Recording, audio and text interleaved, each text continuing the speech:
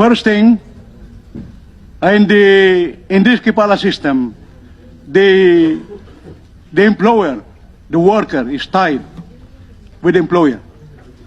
He has control of everything. When the worker, domestic helper, only for domestic helper. It does not apply to professional worker, only on domestic helper. Now, in this Kipala system, the employer controls everything. When the worker arrives, he has the passport, he has the, if he got the ikama, what we call ikama, the worker's permit, the worker will have to be, under the beholden to this employer. He has control of everything. He locked the house, he locked the room, everything. For domestic helpers, they cannot go out of the building. They cannot go out of the house. Everything is locked when the employer is out. That is the situation. Now, I do agree, I think we should support the ban signed by the President. Because this might be a big leverage for signing a bilateral agreement.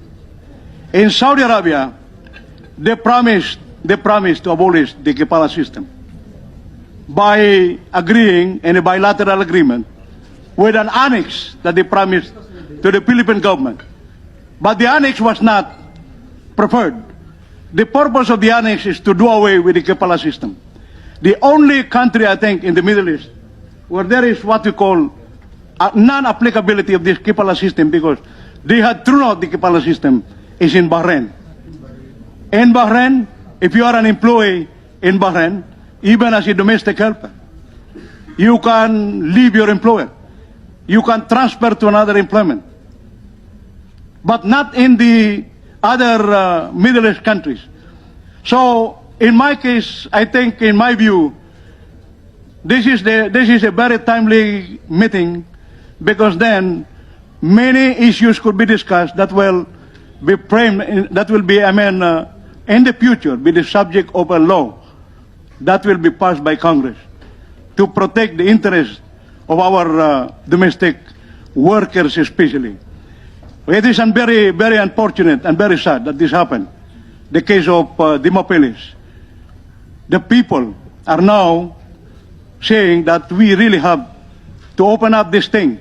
There must be a reason why it has happened, in order to protect the interests and the welfare of the other domestic, other Filipino domestic workers in the whole world. The one thing also, because in the Middle East, in different countries, there is that non-applicability of the labor laws. The labor laws of Saudi Arabia, the labor laws of Kuwait, do not apply to domestic helpers. So, when these labor laws are not applicable, you are not protected by the international standard on labor. And that is the bottom line. There is no applicability of the labor laws in this country to our domestic helpers. Now, if we are going to continue in the future the deployment of domestic helpers, we should insist that this Kipala system should be out. Because no matter how we protect our domestic helpers, if this Kipala system will still be applicable in Kuwait, we will still, our domestic helper will still be locked in the room. They cannot go out. They cannot make any contact to the outside world. They cannot send letters. They cannot call. That can be done by the employer. And this happened to the case of Dimopelis. Dimopelis was hired in 2014.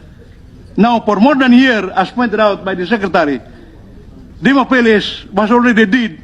And this goddamn stupid employer ran away from Kuwait. He's a Lebanese, he's a Syrian. So maybe this is again another opening that we should never allow any non-citizen of that country to employ any domestic helper. Because then they are capable of going out. They will just go out of the border of Kuwait, go to Lebanon, go to Syria, and nobody can find them. So I think this is an opening for the House of the Senate to frame up legislation that will help this administration and protecting the interests and the welfare of the domestic workers all over the world.